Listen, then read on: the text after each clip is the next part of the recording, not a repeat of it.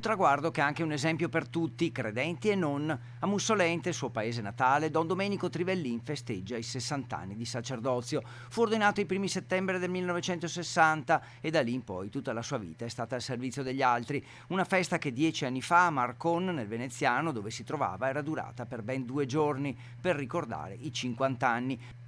E ora, dopo che nel 2012 Don Trivellini aveva lasciato Marcone e Mogliano, la festa si ripete nella sua terra, dove è collaboratore pastorale a Mussolente e Casoni. A Don Domenico era stato dedicato anche un libro scritto da un sociologo.